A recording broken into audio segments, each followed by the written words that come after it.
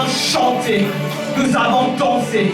Et maintenant, il est temps, bien-aimé, de passer à la deuxième partie de ce culte, bien-aimé, qui consiste à écouter la parole de Dieu. Y a-t-il quelqu'un d'entre vous ici présent qui aimerait bien écouter la parole de Dieu? Alors j'aimerais que nous puissions encore une fois acclamer le nom du roi de roi. Vous rappelez l'homme de Dieu, le pasteur Adam, qui va nous apporter aujourd'hui la parole de l'Éternel.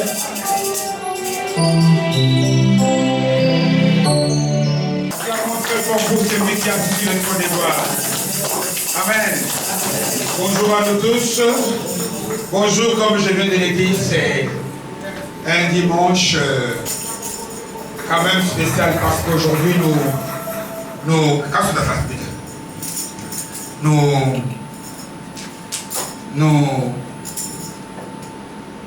sommes l'avant-dernier jour, si je ne me trompe pas, de cette fin de ça, c'est un peu trop fort pour moi. C'est le deuxième. Donc, je disais que c'est l'avant-dernier, le dernier dimanche de mois, l'avant-dernier jour avant de couper l'année, cette année en deux. Et vous savez, j'aime bien souvent citer cette parole. Ça vient de la parole de Dieu qui nous dit mieux vaut la fin d'une chose que son commencement. Donc soyons un peu attentifs. Jésus dit à ses disciples lorsqu'il les envoie pour apporter la parole dans l'évangile selon Luc, chapitre 10, verset 16e, il dit celui qui vous écoute, écoute qui? Écoute-moi. Amen. Aujourd'hui, pour écouter Jésus, c'est à l'église lorsqu'on parle de vie. Par ceux-là qu'il a envoyés. Donc, on ne regarde pas l'homme, mais qu'on regarde à celui qui a envoyé les hommes. Amen. Bienvenue donc à notre Seigneur et qui nous a fait la grâce de nous donner ces beaux lieux, un lieu que nous lui avons consacré. Amen. Vous savez, quand on dit que ce lieu est un lieu spécial, que nous devons y rentrer avec révérence, cela ne veut pas dire que Dieu n'est pas partout. Non, c'est faux. Dieu est omniprésent, il est partout en même temps. Amen. Donc, vous savez, dans nos maisons, il y a une place consacrée aux verres, aux assiettes, aux casseroles. Mais les mêmes casseroles là sont où? Dans la maison, ils sont partout. Donc, ça, c'est un lieu consacré à Dieu. Voilà pourquoi quand on y rentre avec beaucoup de révérence. Et nous voulons témoigner cette révérence en acclamant trop fort pour notre roi des rois. Le magnifiant. Parce qu'il nous a fait beaucoup de bien. Et qui va continuer encore à nous faire combien? Beaucoup de bien. Amen. Alors, nous allons aujourd'hui parler, en ces milieux d'année, d'un des thèmes le plus important dans notre relation avec Dieu. La chose la plus importante auprès de Dieu, ce ne sont pas le nombre de fois que tu viens à l'église. Non. Ce ne sont pas le nombre de prédications que tu as données. Bon, non. La chose qui traverse la Bible, de son début jusqu'à la fin, ça s'appelle la foi. Mais quand on entend les gens parler de la foi, tu vois que ce concept, on ne l'a pas bien compris. Amen. C'est facile de dire à quelqu'un, tu n'as pas la foi. Et demande à la personne qui te dit, tu n'as pas la foi, c'est quoi la foi? Où est-ce que je trouve la foi? Où est-ce qu'elle est cette foi-là? C'est bien de dire, tu dois avoir la foi pour prier et avoir les choses dont tu as besoin. Mais c'est quoi la foi? Or, je vous dis, s'il y a des choses importantes dans notre vie, avec Dieu, quand Dieu regarde aux gens sur cette terre, la seule chose qu'il regarde sur nous, il cherche à voir s'il y a la foi. Amen. Voilà pourquoi quand il regarde Pierre 22. Il dit, Pierre, Pierre, Satan vous a réclamé pour vous. Vous criblez pour vous. Vous moudre comme la semoule. Mais il ne dit pas, moi j'ai fait des miracles. Il dit, moi j'ai prié pour que vous ne puissiez pas faire de quoi? La foi. Parce que sans la foi, on ne peut pas être agréable à Dieu. Sans la foi, on ne reçoit rien de Dieu. Parce qu'on dit, celui qui s'approche de Dieu doit d'abord croire que Dieu est. Et Dieu rémunère. Les choses qu'on reçoit de la part de Dieu, on les reçoit par la foi. Même la grâce. Pierre le dit, Paul le dit aux Éphésiens. Il dit, Jésus nous a offert là le salut, n'est-ce pas? Mais nous avons un moyen pour saisir cette salut-là. C'est la foi. Donc si tu n'as pas la foi, tu n'as pas le salut. Que tu viennes à l'église, que tu prêches, que tu prophétises. La seule chose, c'est la foi. Or, cette chose, l'église l'a mal comprise. Je ne parle pas de cette église. Je parle en général. Amen. Amen. Et il y a beaucoup de concepts comme ça qui sont utiles aux yeux de Dieu. Que l'église ne comprend. Que l'église, je ne sais pas, m'a très très mal assimilé.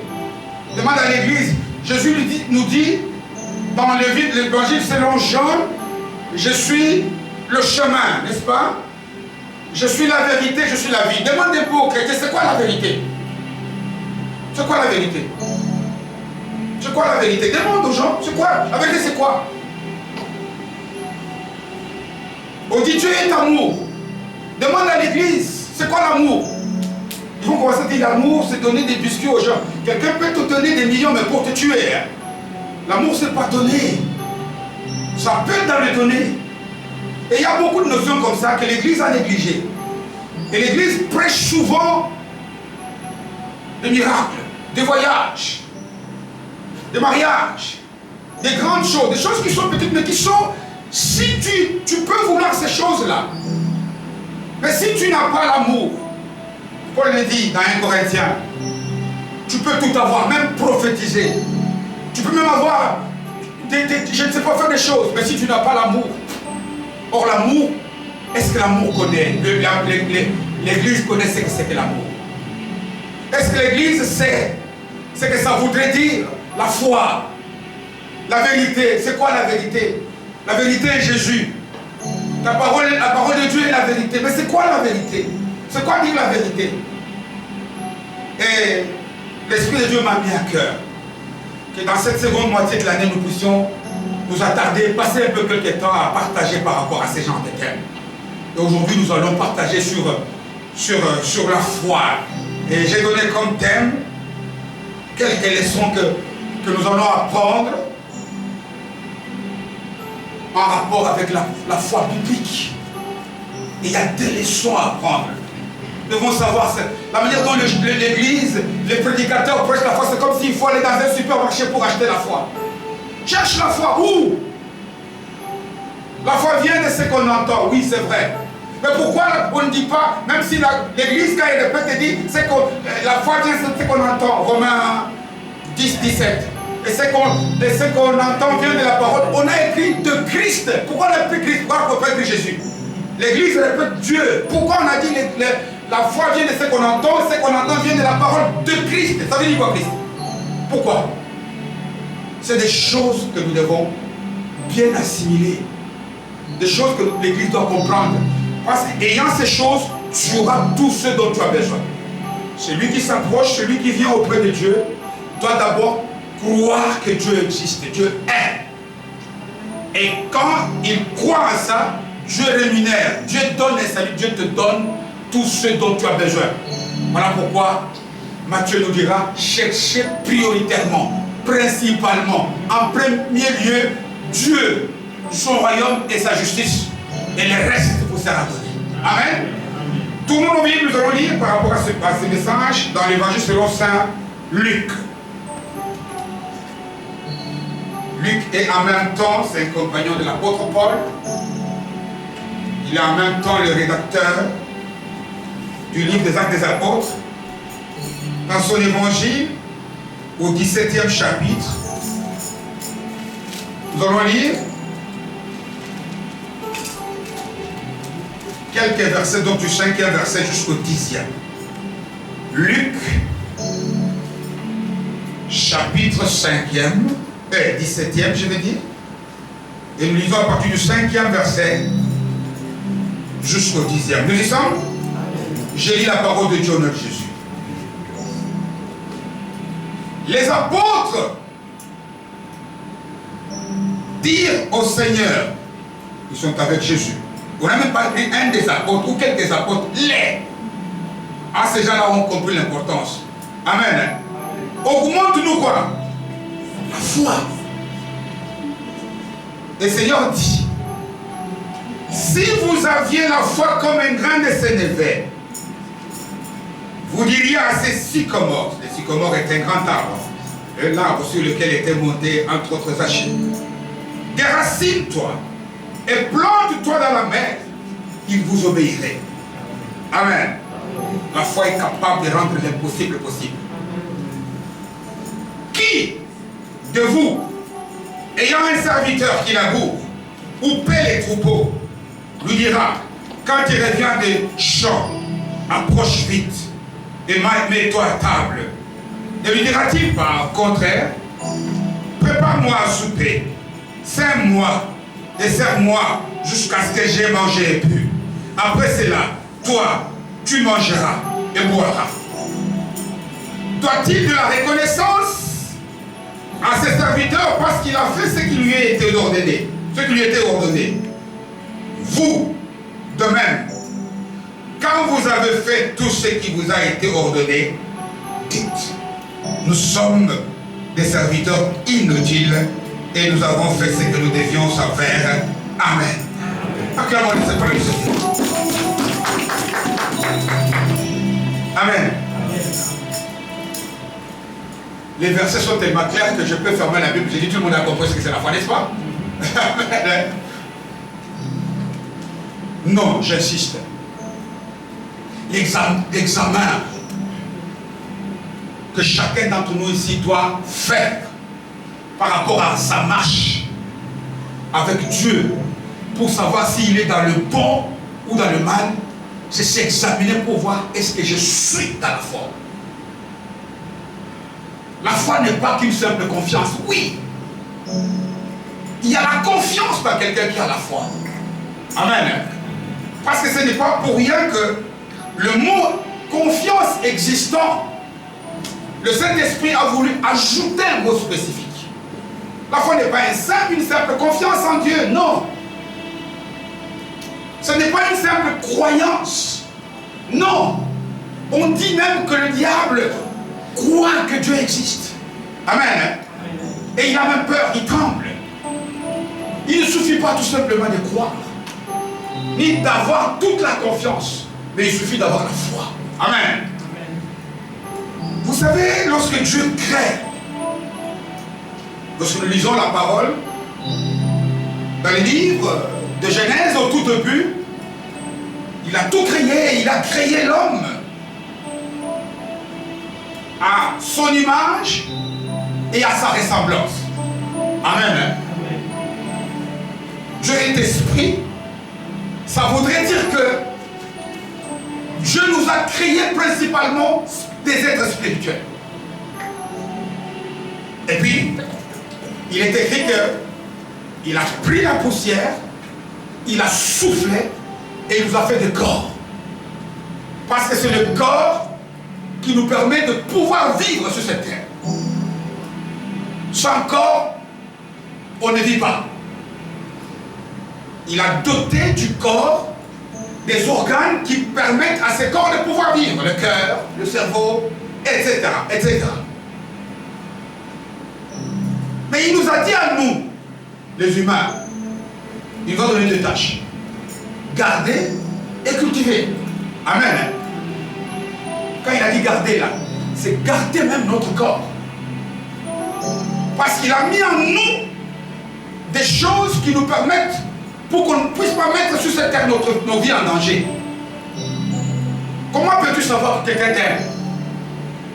Tu regardes là où cette personne m'aime. Tu le sais comment? Dieu t'a donné des choses, des outils. Dieu sait que un corps qui ne mange pas, attrapera de maladie, et mourra, n'est-ce pas? Ou un corps qui mange mal, ce corps-là ne sera pas bien entretenu et il aura des problèmes. Voilà pourquoi il nous a donné le goût. Amen. Des choses qui ne sont pas goûtables, il leur a donné mauvais goût. Le goût est un sens. Lorsque tu donnes à la sœur Maëlie, ah voilà, elle rigole. Tu lui donnes un peu de... Elle aime beaucoup les poissons salés. Tu dis non. Tu mets un peu de piment, elle dit non, pas plus, ça ne touche pas. Parce que son sens là lui a dit non, ça c'est pas bon pour les enfants. Même si elle est petite. Amen. Il nous a donné les oreilles. Si tout d'un coup ici, on entend ici, bam, comme une balle, je vais laisser tomber ce micro. C'est vrai ou c'est pas vrai? Parce que j'ai des oreilles pour entendre.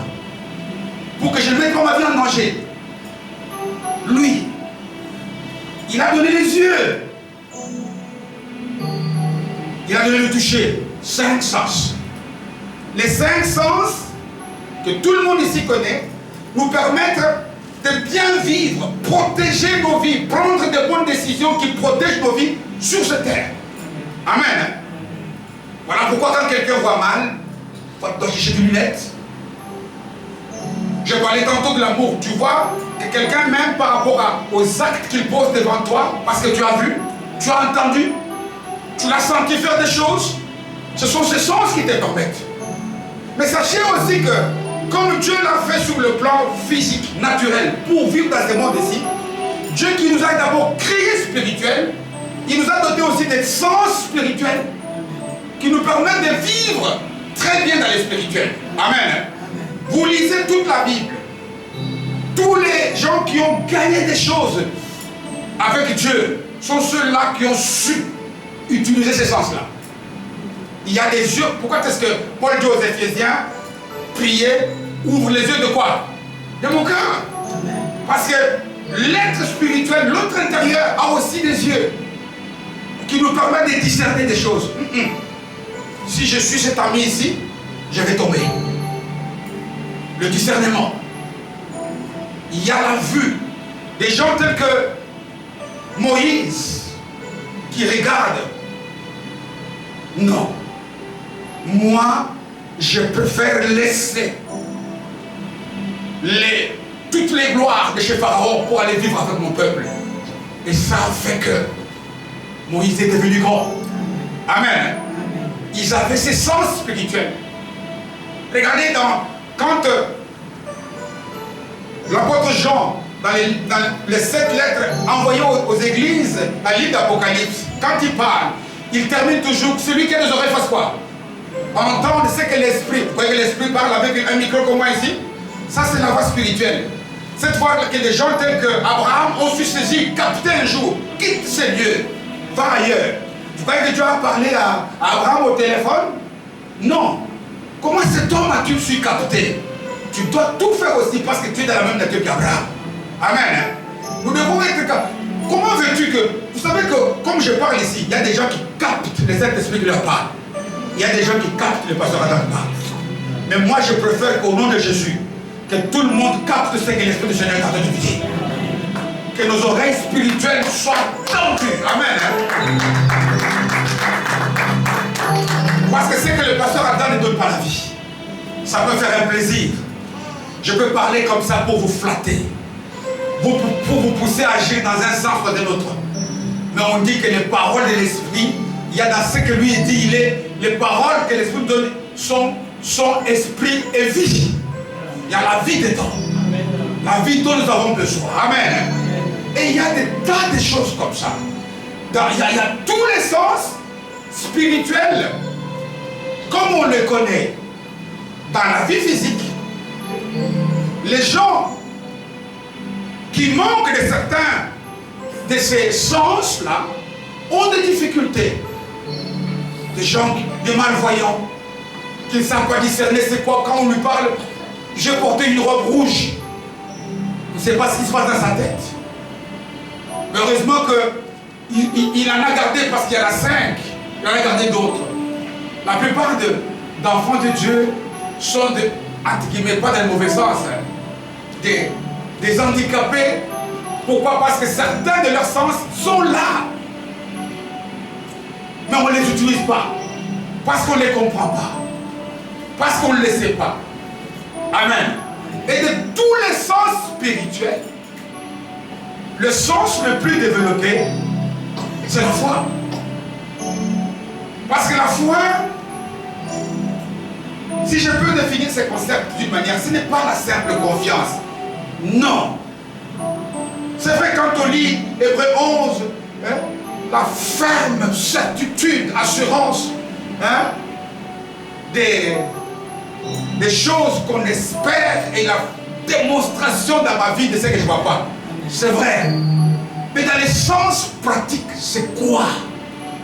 Dans les sens des actes que tu poses, c'est quoi? Comment est-ce que quelqu'un, l'apôtre Paul, il lui a fallu qu'Abraham décède des siècles avant pour que dans Romains 4, à partir du verset 17e, il nous dise, vous voyez la vie d'Abraham là, c'est ça la foi. Voilà pourquoi Dieu l'a appelé le père de la foi. Abraham lui-même ne connaît pas le mot. Le plus important n'est pas de connaître même d'ailleurs, c'est de vivre la vie de foi. Amen. Parce que c'est cette vie-là qui va nous donner la garantie d'être bien sur cette terre et de vivre plus tard dans la félicité avec le Seigneur. Et les disciples dans le passage que vient de lire ont compris cette chose. Ils avaient certainement des besoins. Ils voulaient peut-être avoir des chevaux parce qu'à leur période il n'y avait pas de voiture, des ânes et des chameaux. Et ces gens, ils viennent, ils adressent une requête. Moi j'appelle ça une prière. Amen. Une prière. Ils viennent, ils courent au Seigneur. On a peut-être besoin de l'argent. On a peut-être besoin de tas de choses. Mais nous avons besoin que tu puisses augmenter quoi? La foi. Amen. Quelle belle prière. A priori. Vous savez, il y a certaines prières, quand tu entends un bien-aimé à côté de toi prier, tu as tendance à ouvrir les yeux pour dire, oh, mais comment lui prier comme ça? Amen. Le problème dans la prière, ce n'est pas les mots, les versets, la formulation de la prière. Non. Le problème dans la prière, c'est que Dieu a créé cette prière-là. Même quand elle est faite mal construite, mais quand il touche le cœur de Dieu, ils adressent une prière merveilleuse. Seigneur, Seigneur, augmente-nous la foi. Il y a des tas d'autres choses utiles dans la vie. On est peut-être un peu malade, mais ça viendra après. Augmente-nous la foi. Vous savez pourquoi je dis qu'a priori c'est bien? Pourquoi? Parce que d'abord, ça prouve bien que ces gens ont compris que Jésus est Seigneur. Jésus est Dieu. Parce que la foi vient de ceux qui entendent ce que le Christ est Dieu dit. Ils ont bien compris que oui, on a vu des miracles. Nous avons même fait nous-mêmes quand il nous a envoyé des miracles au 10e chapitre. Mais tout ça est rien. Nous avons besoin de quelque chose qu'on doit avoir plus. C'est avoir plus de foi. Alors augmente-nous. Et cette prière de ces apôtres prouve aussi à suffisance la soif qu'ils avaient de vouloir bien marcher avec Dieu. Amen. Vous savez, dans l'évangile selon Saint Jean, au 7e chapitre, il y avait une grande fête à Jérusalem. Les gens sont venus de partout. Les gens sont venus. Mais quand moi j'essaie d'analyser la formulation de ce que Jean écrit, de ce que le Seigneur a dit à ces gens, c'est que le Seigneur était déçu.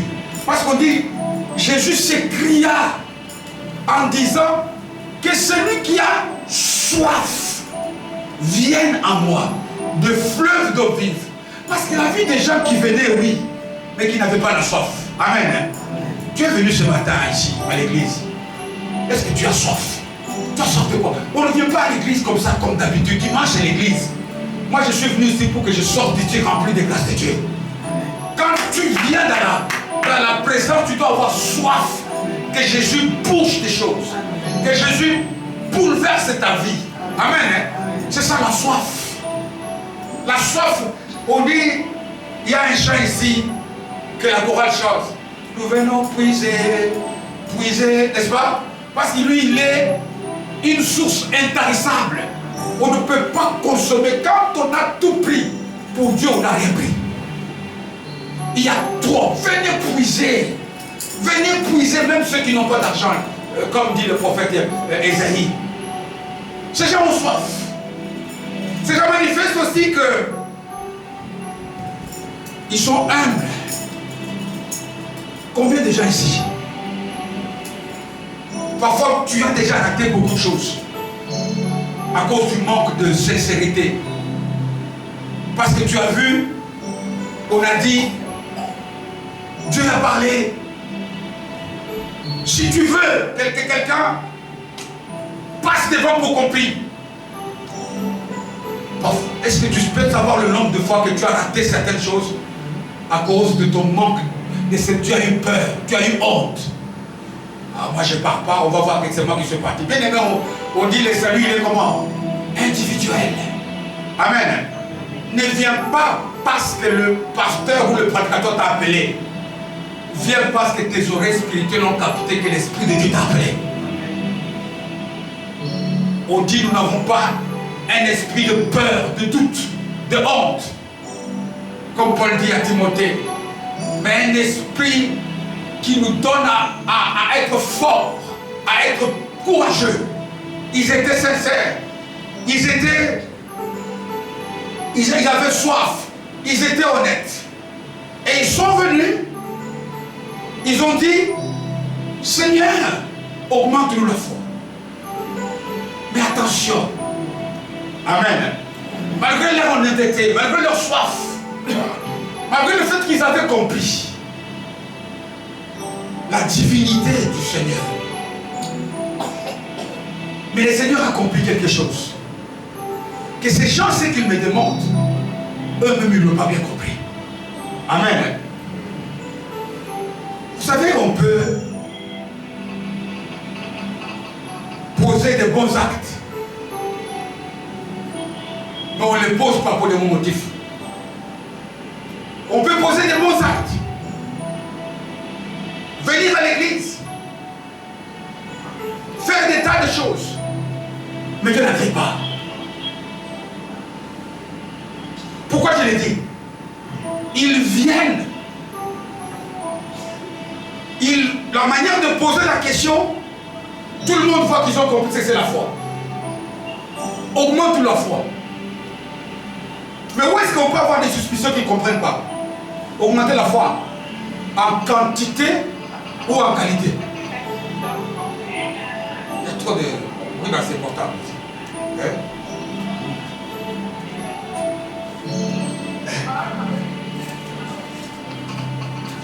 Dites-moi un peu. Ils veulent qu'on augmente. Comment? Ils avaient 10 fois, ils veulent en avoir 20 quoi. Voilà, c'est qui. Parfois il y a des choses. On a souvent vu ça chez les enfants. Quand nos enfants étaient encore trop jeunes. Ils viennent comme ça. Parce que quand on est enfant, Dieu a fait qu'il y ait un peu. Vous voyez, les sens se développent avec l'âge. Les sens physiques.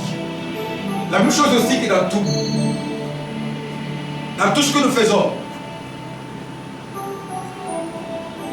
Il a besoin d'aller se promener, mais il vient, il veut mentir à papa ou à maman. Mais il ment tellement mal que tu vois qu'il ment. Amen. Parce qu'ils disent, augmente leur foi. Ils augmentent comment? Ces gens, si la foi nous sauve, si c'est la foi fait que tu as le salut, entre autres, est-ce qu'ils avaient un salut incomplet ou quoi? Ils avaient leur tête qui était sauvée et les jambes qui n'étaient pas sauvées. Maintenant ils veulent augmenter pour que ça prenne. Ils voulaient quoi? La quantité ou la qualité. Parce que si tu n'as pas compris ça, c'est que tu n'as pas compris. Et pour prouver que le Seigneur a bien saisi que je veux maintenant donner une leçon. Il y a une très grande leçon dans ce passage qui nous aide à bien appréhender la notion de la foi. C'est que la foi biblique, je veux dire, pas la foi qui est prêchée par les prédicateurs. La foi selon la Bible, selon la volonté de Dieu. Vous savez, quand ils sont venus poser cette question, et ils s'attendaient, question de oh, tu vas avoir beaucoup de foi. Viens à l'église tous les dimanches. Fais un jeûne de 40 jours. Et puis viens donner une offrande de valeur.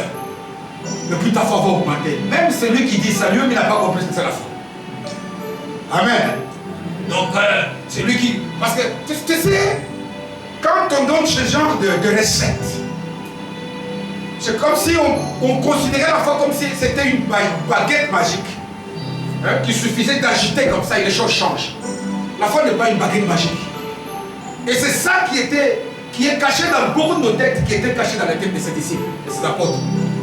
Qui venaient demander au Seigneur quelque chose qui va les rendre aussi des autres extraordinaires.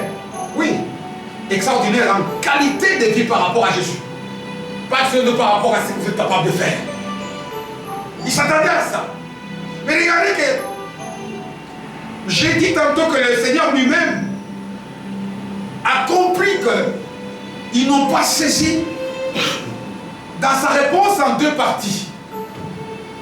Il parle, si tu lis vite, tu as l'impression qu'il n'a pas répondu à leur question. Amen. Augmente-nous la foi, mais écoutez ce qu'il dit. Si vous aviez la foi, ça c'est le verset 5e. Seigneur, augmente-nous la foi.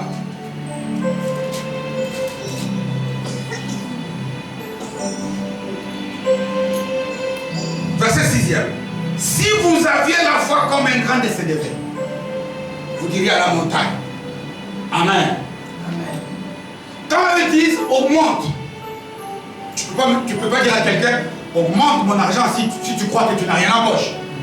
Sinon tu dis à quelqu'un donne-moi l'argent. Mais quand quelqu'un dit si tu avais l'argent, c'est qu'il pense que tu n'as rien. La réponse du Seigneur, alors qu'eux pensent avoir la foi, ils ont certainement une certaine foi, mais pas la foi que le Seigneur veut. Si vous aviez la foi que moi je désire, comme un grain de sénévé, vous diriez à cette montagne, Amen. Déracine-toi de là. Va te jeter dans la mer. Elle obéira à tout. C'est comme si le Seigneur a encore tout compliqué. Parce que quand on parle du grain de sénévé, tout le monde ne pense qu'à la taille de cette graine. Parce que à plusieurs reprises dans la Bible, le Seigneur fait allusion. Mais je ne sais pas pourquoi est-ce qu'on ne se limite qu'à la taille du grain de sénévé. Je ne sais pas pourquoi. Parce que quand il parle notamment dans la parabole du grain de sénévé, dans Matthieu 13, où il parle certes de la taille, mais il ne s'arrête pas là, il continue. Il dit si vous aviez la foi comme un grain de sénévé, non, le royaume des cieux est comme un grain de sénévé. Elle est la plus petite, mais quand elle grandit, amen, elle devient un gros arbre. Les oiseaux du ciel viennent s'abriter. Et ce grain-là, de sénévé, qui était toute petite, devient même produire des choses à manger pour le monde, la boutade. Elle produit l'ombre. Donc, il parle des spécificités qu'il y a dans la vie de cette graine. Mais nous, quand on nous parle du grain de sénévé, l'église ne voit que sa taille. Oh, il a dit si tu avais une petite foi comme le grain de sénévé. Est-ce qu'il a dit si vous aviez une petite foi comme le grain de sénévé? C'est pas ça qu'il a dit. Le Saint-Esprit parle bien toutes les langues. parle, c'est lui qui a créé le français. Parce que c'est lorsque, dans Genèse 11, on dit qu'il a confondu le peuple du monde avec les langues, n'est-ce pas? Quand ils ont construit l'échelle et qu'ils voulaient la tour de Babel, et c'est lui qui a confondu très bien toutes les langues du monde entier qui existent ici sur la terre et même dans les cieux et dans toutes les galaxies et ailleurs. Parce que combien de fois le Seigneur a reproché à ses disciples d'avoir une petite foi dans la Bible? Pierre lui-même, le jour où il marche sur les eaux,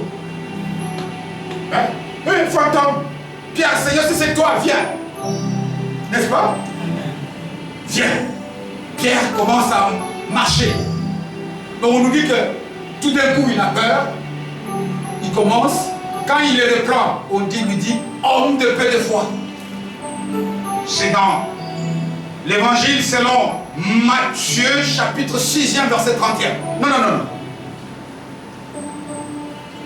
Chapitre 8e verset 6e. Dans Matthieu 6, au verset 30, lorsqu'ils se plaignent, il leur dit, il va finir par leur dire, cherchez premièrement le royaume des cieux. Mais c'est parce qu'il a vu que ces gens, ils ne voulaient qu'avoir des choses de la terre.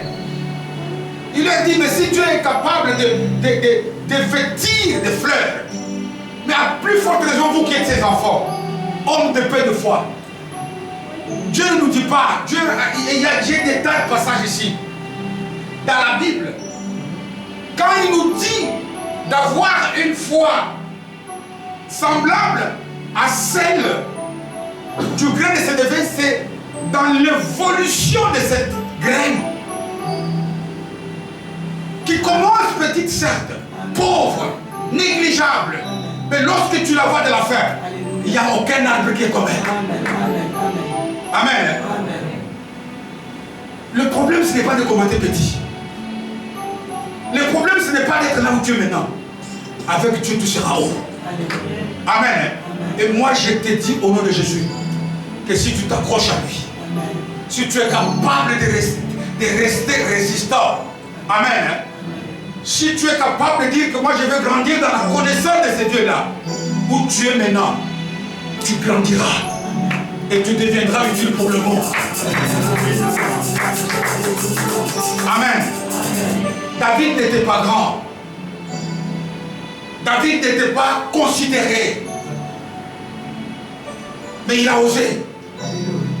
Il a ouvert la foi. Il a vu dans les combats contre Goliath. Les autres pouvaient voir un temps de chute. Lui, il a vu l'ouverture d'une grande vie. Amen. Que toutes les étapes difficiles qui t'attendent maintenant soient l'ouverture à une vie. Une grande vie que le Seigneur t'apporte. Amen. Les hommes peuvent se moquer de toi. Amen. Les gens peuvent parler de toi. Parce qu'ils te voient encore sous la forme du grain de sénévé. Résiste. Amen. Résiste. Tiens bon. Accroche-toi. Là où tu es maintenant, tu grandiras. Tu deviendras plus qu'un sycomore. Amen. Tu produiras la moutarde. Il y aura l'ombre. Et les gens mangeront. Amen. Voilà pourquoi j'ai dit tiens. Parce que quand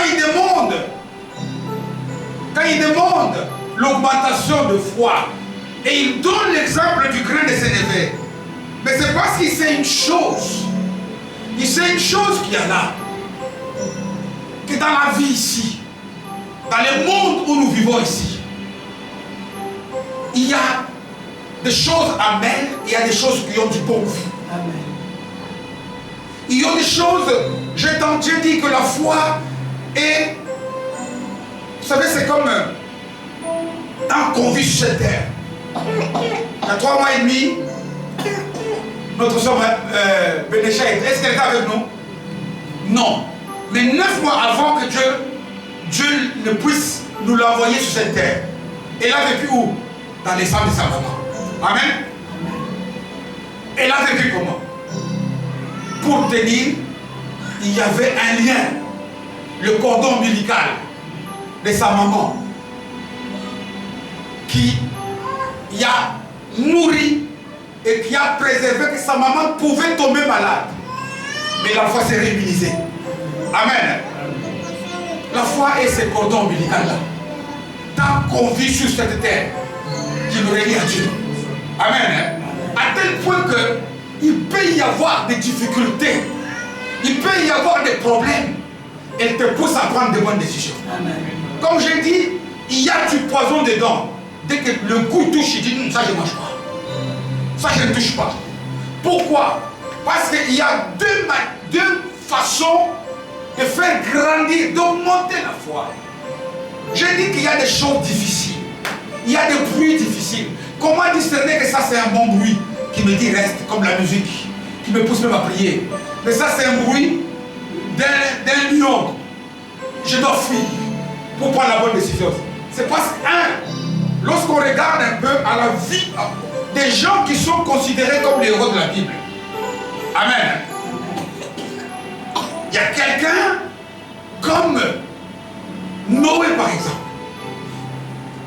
Ses oreilles spirituelles captent Dieu qui lui dit les temps sont mauvais. Fais l'arche. Nous imaginons que les gens tels que Noé là, ils étaient des êtres célestes ou quoi? C'était des hommes faits de la chair. Dieu leur a parlé, on ne sait pas comment. Comme Dieu te parle à toi aussi maintenant aujourd'hui.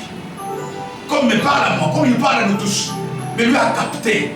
Vous savez, on a vu Noé aller chercher du bois, aller construire une arche, aller faire des choses terribles. Imaginez un peu la situation de Noé lorsque les voisins le voyaient. Ils disent, mais cet homme il est devenu fou, n'est-ce pas? Ça c'est un fou. Où est-ce qu'il a vu la pluie qui va inonder? Que les gens se moquent de toi maintenant. Amen. Accroche-toi à ce que Dieu t'a dit. Ceux qui se moquent de toi vont t'acclamer. Amen. Amen. Pourquoi? Parce que le problème c'est quoi? C'est que les gens qui se moquaient de Noé, plus tard c'est Noé qui pouvait se moquer d'eux. La foi, c'est lorsque tu es devant des situations où la parole te dit, la parole de Christ, l'évangile qui nous a été, qui te donné par Christ, on a dit, ne vote pas. C'est ça que Christ m'a dit. Aime tes ennemis. C'est ça que Christ a dit. Mais cette personne m'a fait du mal. Elle m'a fait du mal. C'est difficile, elle m'a trahi. C'était une intime à moi. Mais Jésus te dit, pardonne. Amen. Ça c'est la parole. Imagine-toi les gens qui vont te voir pardonner un traître. Les voisins, ils vont se moquer de toi comme on s'est moqué de Noé.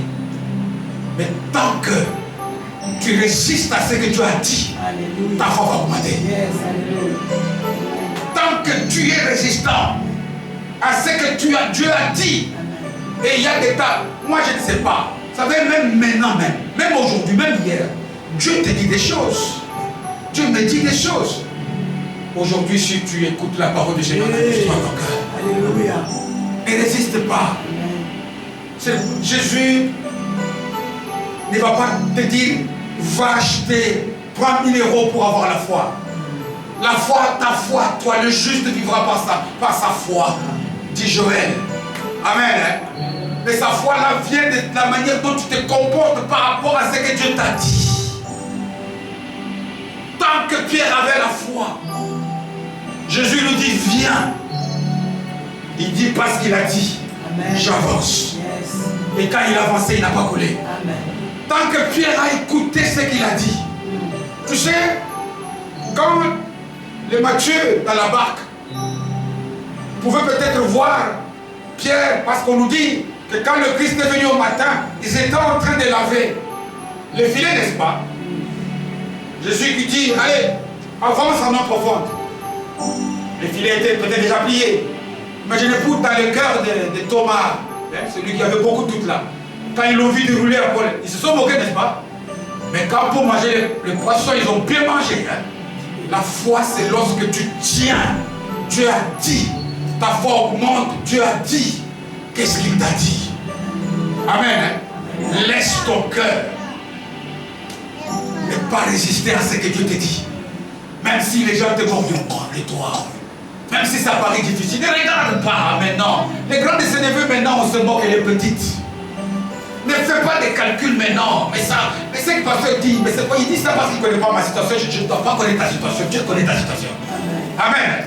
Dieu connaît, il est le Dieu de l'impossible. Il dit qu'avec la foi, tu dis au sycomore. Pourquoi on appelle sycomore? Parce que c'était le plus grand arbre qui existe.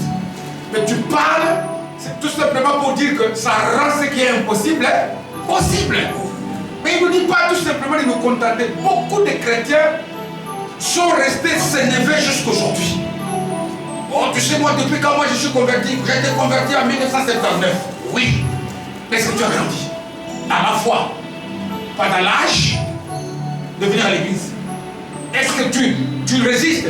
Parce que, tu sais, parfois, la foi, par rapport à ce que Dieu a dit, elle est bien, qui augmente. Mais il y a une seconde étape.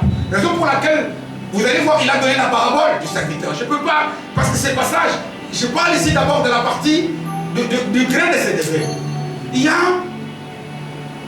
y a aussi, une fois comme par exemple celui de Job, il y a une fois, Dieu a dit, il m'a trahi. Ça c'est comme Noé, ça c'est comme Pierre, n'est-ce pas? Dieu a dit, même si ça paraît logique, je fais ce que Dieu a dit. Ah, tu dis, je fais quand même. Mais il y a une fois, tu es dans une situation difficile, où prier, où te dire à la parole est difficile, mais Dieu te tient toujours. Ça c'est la foi des gens tels que Job. Des gens qui, eux, ont reçu la médaille, la couronne, parce qu'ils ont su préserver leur relation avec Dieu, quelle que soit l'épreuve qu'ils traversent. Amen. Amen. Il y a des gens qui ont écouté ce que Dieu a dit. Ils ont fait foi. Ils ont mis la confiance, parce que la foi, ce n'est pas de la théorie. J'ai parlé tantôt de l'amour. J'ai parlé de la vérité. La foi est ce qui nous pousse, un comportement d'un chrétien, qui le pousse à prendre un comportement qui glorifie Dieu. Un comportement que Dieu dans une situation. Nous sommes dans la vie ici confrontés à des situations. Si dans ta manière d'agir, ce que tu as fait a plu à Dieu, tu as la foi. Et plus tu agis comme ça, plus ta vie, ta foi augmente. Voilà pourquoi il va enchaîner avec cette parabole. Parce qu'on ne vit pas la foi quand on n'agit pas. On ne vit pas la foi quand on n'obéit pas. Quand on n'agit pas, au moins, je ne fais rien, non. La foi des gens est le comportement que tu as, l'attitude que tu as. Par exemple, des gens tels que Abraham, son comportement de foi, si on le résume en un mot, c'est quoi? Une obéissance envers Dieu. Dieu lui dit, quitte ton pays, il quitte, sacrifie ton fils, il part. Ça c'est la foi. Il dit, tu auras un enfant. Même il n'a pas regardé à son corps usé. L'obéissance. Est-ce que tu obéis à Dieu? Est-ce que tu obéis à Dieu? Est-ce que tu es persévérant dans ce que tu... Combien de choses tu as bien commencé? On est ici à la limite. On commence les secondes et dernières semaines de cette année 2021. Tu as fait le vœu de 31. Je prierai plus cette année. N'est-ce pas? Par rapport à l'année dernière, tu pries plus ou moins? Moi, je ne te juge pas. Que chacun réponde. Nous devons être persévérants. Nous devons être des gens tels que la femme cananéenne. Elle vient là. Elle a sa fille qui est tourmentée par des esprits malins. Elle arrive. Les apôtres la chassent. Le Seigneur la regarde. Il dit, je ne peux pas prendre la nourriture des enfants de Dieu pour donner ça aux petits chiens. Elle dit, donne. Hey, pourquoi tu n'insistes pas? Insiste encore, amen. Hein? Même si tu crois avoir reçu des échecs, à partir d'aujourd'hui, continue toujours. Amen. Hein? Nous avons partagé cette semaine, la semaine passée, un peu sur cette dame, comment elle s'appelle encore? Et la femme qui a insisté, comment elle s'appelle? La veuve qui a insisté. Insiste. La femme insiste. Ce n'est pas que Dieu est dur d'oreille. Un jour, il y avait quelqu'un, un Romain, c'est dans le livre des Actes, au chapitre 10e. Il faisait des aumônes. Il priait. Il ne savait rien. Mais un jour, lorsque le quota de Dieu a été atteint, Dieu suscite Pierre. Il dit, va, telle part. J'ai vu que les prières et les aumônes de cet homme, ça s'appelle encore comment? Corneille. Ont atteint leur quota. Bien-aimé, peut-être que tu es à 9, il suffit que tu arrives à 10 pour que les portes s'ouvrent. Amen. Hein? Vous savez, les portes à ouverture automatique, tu es loin. Tu dois être à une certaine distance pour qu'elles s'ouvrent. Qui sait si tu t'es arrêté juste à l'endroit où tu fais les prochains pas et les choses changent pour toi. Avance encore. Amen. Avance encore. Regarde quand cette femme, Jésus regarde, il dit, je n'ai jamais vu en Israël une femme aussi, avec une aussi grande foi que toi. Que dire de la femme à l'appel de foi? Mais de ça, Jésus lui dit, ta foi, qu'est-ce qui a sauvé cette femme? Sa foi. Mais qu'est-ce qu'il a qualifié de foi par rapport au problème de cette femme? Et regardez la vie de cette femme. Dans leur coutume, une femme qui perdait les sangs ne pouvait pas se présenter en public.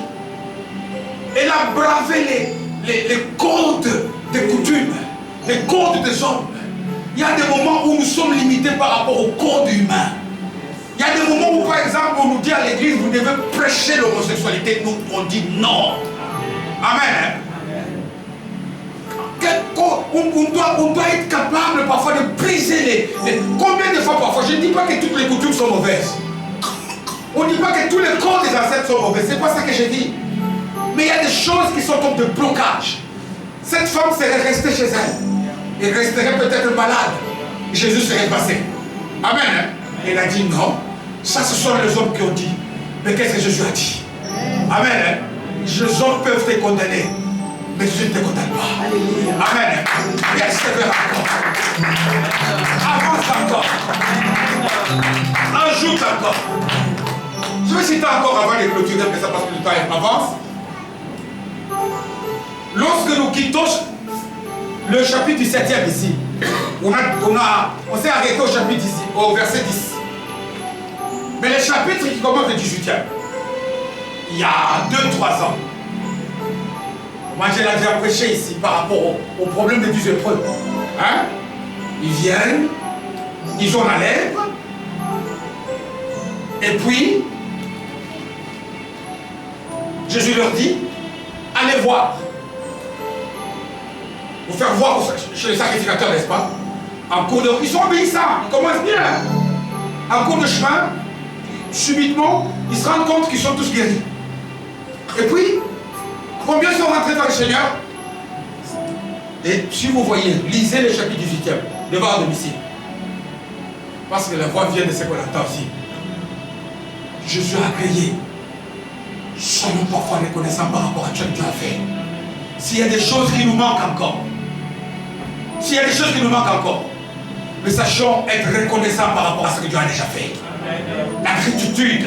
Si on grandit dans la reconnaissance, dans la gratitude, si on grandit dans la détermination, les héros de la foi étaient déjà déterminés. On ne sait pas combien de fois Noé a recommencé à construire le bateau, mais il a dit, Dieu a dit, je vais aller jusqu'au bout. On ne sait pas combien de fois, par exemple, les Abel, les Enoch, les Moïse, tous ces gens-là qui sont cités dans Hébreux 11. Nous avons tendance, parce qu'on a lu un verset, on croit que ça a été facile pour eux. Quand on parcourt la vie des gens tels que Job, on ne sait pas combien d'années il a vécu. Il a perdu ses enfants, sa richesse, sa santé. Même sa propre femme était capable de lui dire, le maudit Dieu, c'est quoi ça, c'est ton Dieu-là? Il a résisté. Est-ce que tu es résistant? Est-ce que tu es, quand l'épreuve arrive, est-ce que tu tiens? Est-ce que tu es capable de prier encore alors que les choses marchent mal? Alors que le temps passe. Voilà les choses qu'il faut que notre foi augmente. Voilà pourquoi, pour conclure cela, il donne cette parabole où il dit: un homme a un serviteur, un esclave. J'aime bien les traductions bibliques, parce que quand on dit serviteur, ça sonne moins bien. Parce que les gens tels que l'apôtre Paul dans les livres des Actes, il dit que moi je suis esclave du Saint-Esprit. Parce qu'un esclave, à leur époque il y avait des esclaves, était quelqu'un qui était privé des droits, qui ne vivait que pour son maître. Il dit: un homme qui a un esclave, un serviteur, et il dit ce serviteur est allé d'abord dans le champ pour s'occuper des champs de maïs, de manioc, de pondou, je ne sais pas moi, et des troupeaux. On ne sait pas combien de temps ça lui a pris. Généralement, les agriculteurs se lèvent très tôt. 4 h du matin, il est revenu cassé. Il dit quand il rentre à la maison, il s'occupe de qui? De son maître d'abord. Et puis par après, quand il s'occupe de son maître, c'est alors qu'il peut regarder à lui. Regardez un peu l'ordre des choses. Comment nous on fait. Nous sommes là. Pour notre priorité dans cette seconde moitié de l'année, c'est s'occuper des choses de Dieu. C'est quoi ça, le jeu de Dieu? S'occuper de l'église. S'occuper des brebis. S'occuper de la vie des gens. Prier pour les malades. Faisons ces choses. S'occuper des troupeaux de Dieu. Gagner des âmes. Aller nous rendre visite. Quand un frère est en difficulté, même s'il t'avait fait du mal, tout fait pour faire, parce que c'est ça les serviteurs. Il dit: vous voulez grandir dans la foi, occupez-vous de mon champ. Que ça vous prenne du temps, que ça vous consomme de l'énergie. Mais vous remarquerez que les choses de Dieu dans notre vie, et c'est qui occupe la dernière place. Amen. C'est quand on a tout fini. Quand on a tout fini, qu'on se dit: ah, maintenant je peux m'occuper du champ de mon maître. Quand tu t'es occupé du champ, tu dois t'occuper maintenant, en second lieu, de quoi? De la nourriture du maître. Quelle est la nourriture de notre maître à nous? L'adoration, la louange, la prière, des choses spirituelles. C'est ça que Jésus dit: cherchez prioritairement, principalement Dieu et son règne et sa justice. Et le reste, on appelle ça matin. Comment on appelle ça, hein? Comment on appelle ça encore? Pourquoi, n'est-ce pas? C'est comme quand quelqu'un dit: tu achètes 2 chemises, je t'en donne une 3e. Donc la 3e est gratuite. Dans cette seconde moitié, nous voulons être des hommes et des femmes de foi. Nous voulons que tout change. Nous voulons que la foi rende l'impossible possible dans nos vies. Lèvons-nous. Amen. Hein? Changeons notre code de la vie. Marchons autrement que ce qu'on fait maintenant. Renversons la manière des choses. Lorsque la foi s'augmente, tu ne le vois pas. C'est ton mode de vie qui doit changer. Amen. La foi n'est pas la quantité. La foi est le comportement que tu as. La persévérance, la détermination dans ce que Dieu a dit. L'endurance. Amen. La reconnaissance. Occupe-toi du champ. Occupe-toi des troupeaux du maître. Et puis, loue ton Dieu. Contre moi, ça va démarrer. Amen. Parce que je sais ici que nous sommes appelés à être des hommes et des femmes de foi. Au nom de Jésus, je vais, en ce dernier dimanche, demander à l'église de se mettre debout. Parce que j'aimerais déclarer des paroles prophétiques qui vont changer la vie